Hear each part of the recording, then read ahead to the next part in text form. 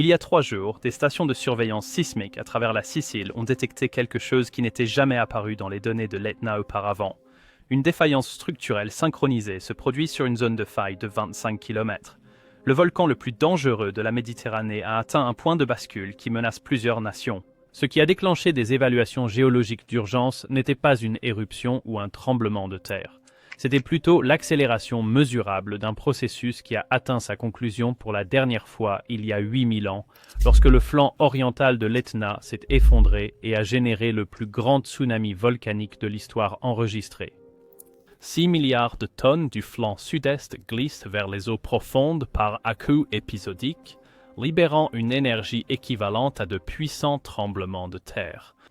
Chaque événement rapproche l'ensemble du flanc de montagne d'un effondrement catastrophique. Le schéma correspond aux preuves géologiques de catastrophes anciennes avec une précision terrifiante. Les simulations informatiques de cet ancien effondrement montrent des vagues atteignant 40 mètres de haut, se déplaçant à 700 km/h et frappant les côtes sur l'ensemble du bassin méditerranéen. Les colonies de l'âge du bronze ont été anéanties du jour au lendemain et des civilisations côtières entières ont disparu de l'histoire. Mais les enjeux d'aujourd'hui éclipsent les tragédies antiques. Les mêmes littoraux qui abritaient des milliers de personnes hébergent désormais 130 millions d'individus. Des villes comme Naples, Palerme, La Valette et Patras sont de grands centres de population construits sans aucune considération pour les tsunamis volcaniques, et elles se trouvent directement sur le chemin des vagues qui pourraient arriver avec pratiquement aucun avertissement. Le suivi actuel montre que le processus de défaillance structurelle s'accélère au-delà de tout ce qui a été enregistré dans la science volcanique moderne. Les fractures sous-marines se propagent plus vite que la montagne ne peut compenser, et le glissement gravitationnel submerge la capacité du volcan à maintenir son intégrité structurelle. Alors quand les gouvernements mettent discrètement à jour des protocoles d'évacuation en cas de tsunami qu'ils n'ont jamais eu à utiliser, et que les systèmes d'intervention d'urgence conçus pour les tremblements de terre s'avèrent totalement inadéquats face à un effondrement volcanique, combien de temps exactement reste-t-il à la civilisation méditerranéenne? Et quand 6 milliards de tonnes de montagnes auront finalement perdu leur combat de 8000 ans contre la gravité, est-ce que quelqu'un, le long de ces côtes, comprendra seulement ce qui les frappe avant que la mer elle-même n'arrive? Le mont Etna domine la Sicile comme aucune autre formation géologique sur Terre. S'élevant à 3357 mètres au-dessus de la Méditerranée, ce colosse volcanique représente 500 000 ans de fureur accumulée, couche après couche de roches éruptives, bâtissant une montagne qui pèse aujourd'hui plus de 500 milliards de tonnes. Mais la véritable singularité de l'Etna ne réside pas dans sa taille ou sa puissance éruptive. C'est la fondation précaire sur laquelle tout ce mastodonte repose. Contrairement à la plupart des volcans ancrés à un substrat rocheux solide, l'Etna repose sur un labyrinthe complexe et byzantin de couches sédimentaires fragiles et d'anciens fonds marins méditerranéens. Ce sous-sol instable crée une situation géologique introuvable ailleurs sur Terre. Un volcan massif glissant lentement vers la mer sous son propre poids considérable. Pendant des décennies, les volcanologues se sont concentrés sur les caprices de surface de l'Etna, tout en ignorant largement la catastrophe structurelle imminente qui couvait en profondeur. Le comportement quotidien du volcan suivait des schémas prévisibles. Des éruptions sommitales, des coulées de lave sur les flancs et des séismes mineurs dépassant rarement la magnitude 3. Bercés par cette régularité apparente, les scientifiques surveillaient attentivement chaque éructation et le moindre soubresaut de l'Etna, mais ils ont en grande partie négligé les signes plus subtils d'une instabilité structurelle. Les stations GPS enregistraient le lent glissement vers la mer du flanc oriental à une vitesse de 2 à 4 cm par an, ce qui semblait être une vitesse tout à fait gérable pour un volcan de l'envergure de l'Etna. Pendant ce temps, une menace bien plus insidieuse couvait sous les vagues, où la vraie intégrité structurelle, intellectuelle d'Etna s'effilochait lentement. Le professeur John Murray de l'Open University revient sur cette idée reçue de longue date. Nous pensions observer un édifice s'étendant sous son propre poids. Ce que nous n'avons pas vu, c'était les signes avant-coureurs d'une défaillance structurelle catastrophique. Tout a changé le 24 décembre 2018. Lorsqu'un tremblement de terre de magnitude 4,9 a frappé le flanc sud-est de l'Etna. Ce ne fut pas un événement catastrophique en soi, mais un signal d'alarme sismique qui allait remodeler notre compréhension de la fragilité structurelle du volcan. Le séisme fut déclenché par une intrusion magmatique de routine, le genre que l'Etna connaît des dizaines de fois par an. Lorsque les scientifiques ont analysé les conséquences de cet événement, ils ont découvert quelque chose de tout à fait inédit. La rupture s'est propagée le long de la faille de Fiandaca, qui est l'une des principales structures tectoniques séparant le flanc mobile de l'Etna de la Sicile stable. Sur 8 km terrifiants, le flanc sud-est de la montagne s'est fracturé comme une colossale plaque de céramique, libérant plus d'énergie sismique que tout autre événement dans l'histoire enregistrée de l'Etna. La Dre Elisabetta Giampiccolo, la sismologue qui a dirigé l'enquête post-séisme, se souvient de son incrédulité face aux données. Ce n'était pas l'activité sismique habituelle de l'Etna. Tout dans cet événement ressemblait plus à une déformation tectonique qu'à une activité volcanique d'origine magmatique. C'était notre premier véritable aperçu de l'édifice massif de l'Etna qui se déchirait littéralement. Pour comprendre pourquoi les derniers capteurs sous-marins de l'Etna ont mis les volcanologues en alerte, nous devons remonter le temps de 8000 ans.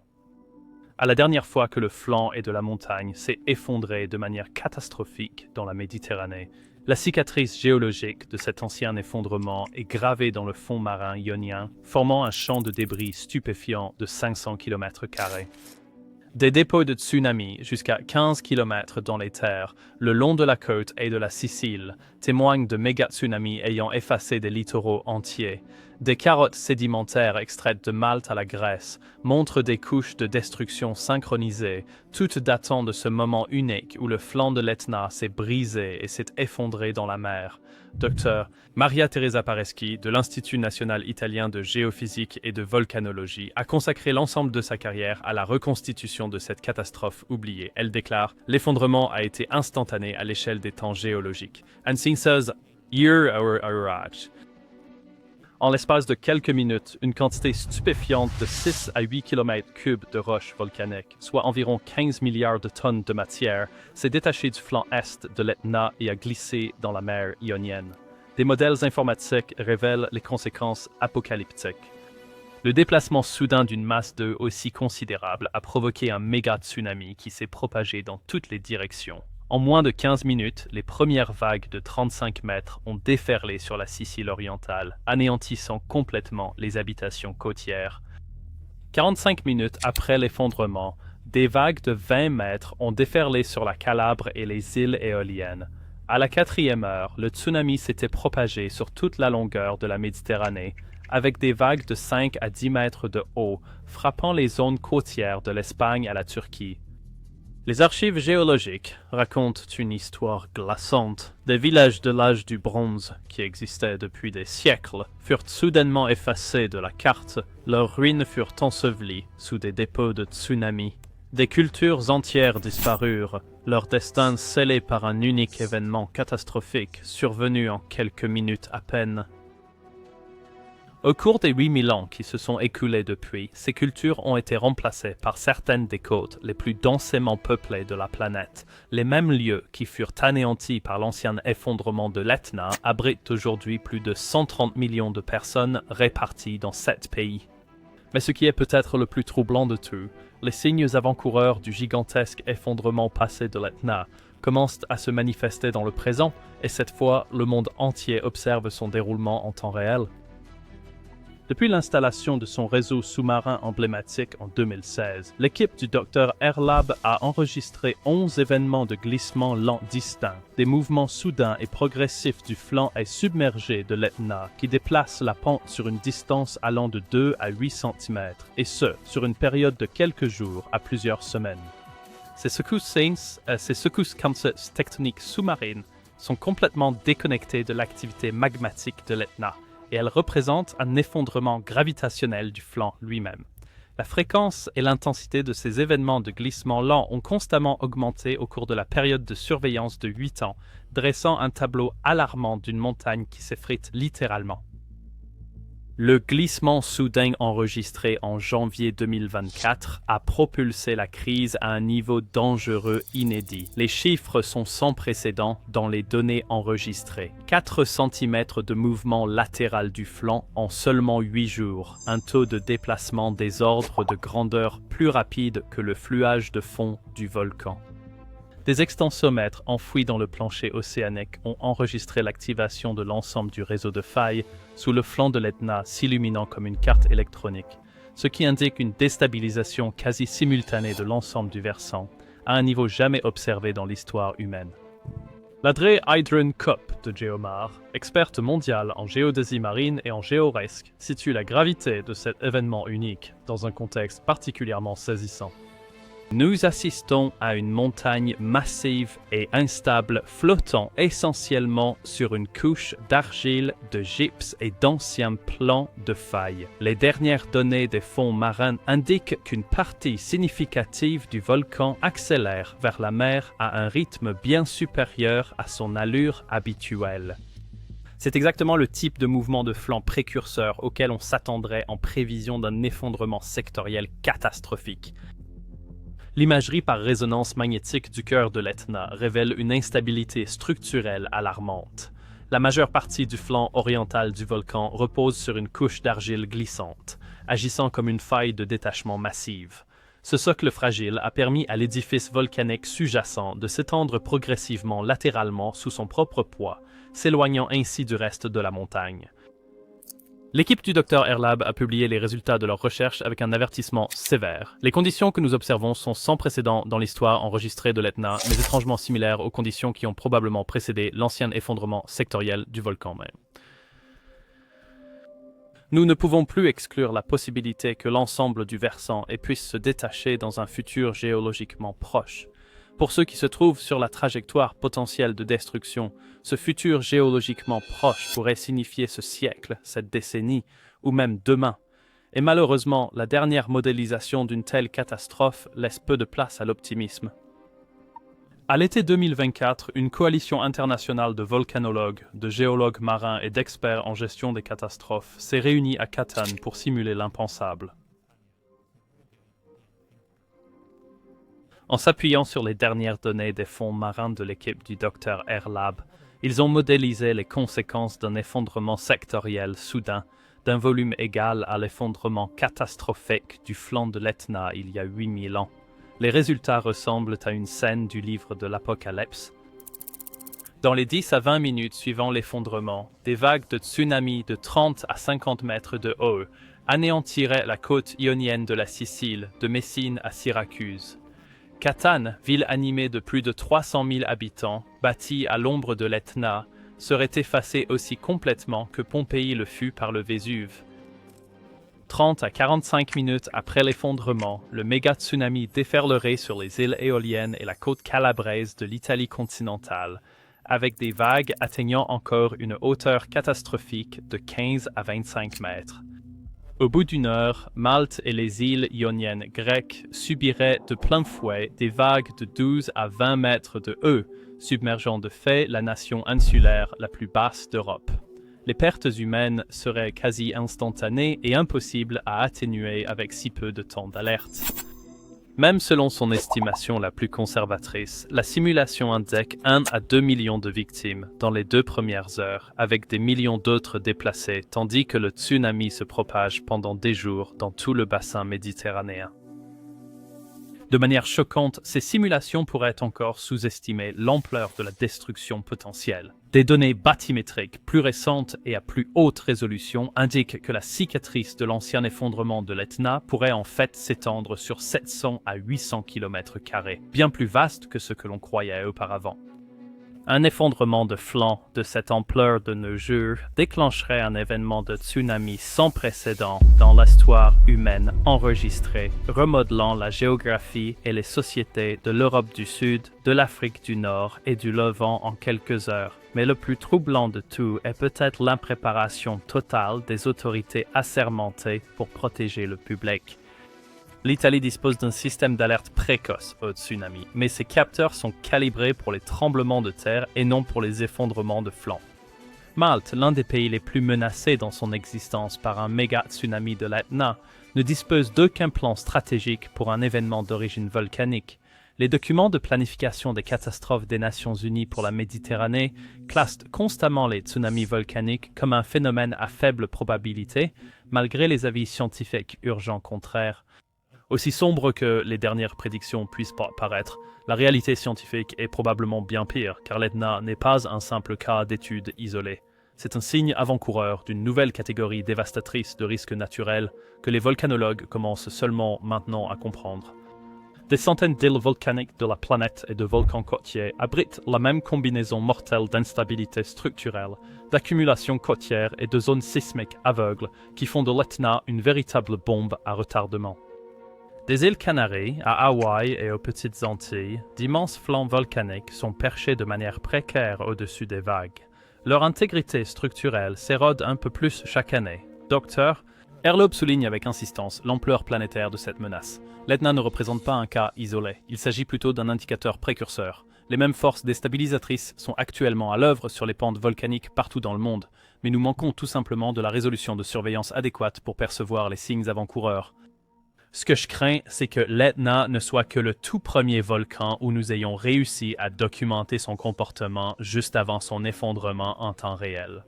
Combien d'autres volcans là-bas sont prêts pour la même catastrophe, leurs symptômes nous étant invisibles jusqu'au moment où le flanc cède? Mais pour les millions de personnes vivant à l'ombre du flanc et effritées de l'Etna, de tels efforts prospectifs pourraient déjà être trop tard. La physique inexorable de la gravité, de la friction et du temps se soucie peu de la préparation et des politiques humaines. Les chiffres racontent une histoire qu'on ne peut plus ignorer. Une dalle volcanique d'1 milliard de tonnes s'arrachant de 4 cm vers la mer en un peu plus d'une semaine, partie d'un flanc massif flottant sur un détachement faible et glissant, prêt à une défaillance catastrophique. 130 millions d'âmes insouciantes, éparpillées le long de côtes qui pourraient être anéanties en 2 fois moins de temps qu'il n'en faut pour évacuer un bâtiment scolaire, toutes à la merci d'une bombe à retardement volcanique dont le tic-tac menaçant s'est soudainement transformé en compte à rebours. S'il y a une lueur d'espoir à trouver, c'est que pour la toute première fois dans l'histoire documentée, nous sommes en mesure de voir cette catastrophe arriver. La science de pointe nous a offert une perspective sur un destin volcanique terrifiant que nos ancêtres ne pouvaient discerner qu'en rétrospective, bien après que leur société ait été balayée comme du sable après une vague passagère. Les scientifiques ont mis à nu les risques avec des détails glaçants. La réalité mécanique du mouvement de l'Etna vers la mer est gravée dans le flux incessant de données des capteurs sous-marins. Les similitudes effrayantes avec les conditions qui ont précédé la dernière défaillance catastrophique du flanc, les millions de vies insouciantes perchées sur des rivages voués à l'effacement en un clin d'œil géologique. Maintenant, la question n'est plus de savoir si le monde écoutera, mais si nous agirons à temps sur ces connaissances durement acquises, car les remous incessants de l'Etna portent un message qui dépasse toute montagne ou littoral. Sur une planète où la géologie croise la fragilité humaine, la prévoyance et l'action sont le seul rempart entre les civilisations florissantes et l'oubli. Ruine. L'histoire de l'Etna n'est pas une prophétie d'une catastrophe inévitable, mais un coup de semonce contre la complaisance, une chance d'écrire une fin différente à une saga géologique qui a déjà coûté d'innombrables vies et cultures perdues dans le temps. Mais cette fenêtre d'opportunité se referme vite. La montagne n'attendra pas que nous nous préparions. Il a déjà dévoilé son jeu, révélant son issue fatale par le témoignage implacable des capteurs sous-marins. 4 cm, 8 jours, un avertissement chuchoté d'une catastrophe imminente, une alerte tectonique d'un volcan prêt à remodeler la carte de la Méditerranée. La question qui définira le destin de millions d'individus est étonnamment simple. Tiendrons-nous compte de cette sonnette d'alarme venue du monde géologique? Ou deviendrons-nous aussi une autre couche dans les archives sédimentaires, une autre civilisation effacée par la fureur de la mer, parce que nous n'avons pas écouté quand la Terre elle-même a lancé un avertissement? Pour le bien des 130 millions d'âmes à l'ombre du prochain méga-tsunami de l'Etna, nous devons choisir d'agir. Parce qu'un jour, que ce soit cette décennie, cette année ou cette heure même, la montagne fera ce choix pour nous.